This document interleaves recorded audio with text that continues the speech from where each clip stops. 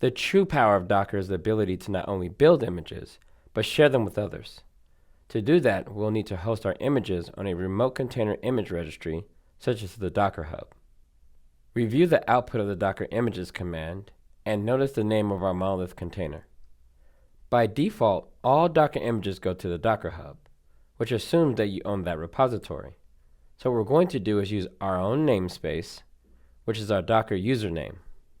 So what we'll have to do is add our username to our Docker image using the Docker tag command.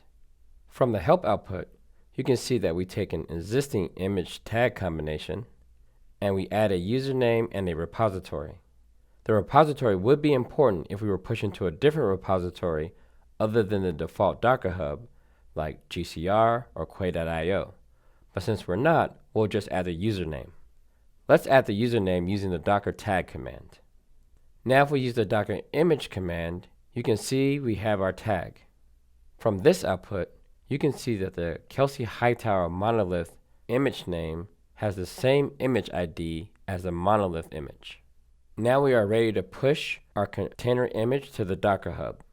Use the Docker push command to push our image up to the Docker Hub. So that didn't work. That's because we need to log in before we can push to the registry. We can use the Docker login command to do that.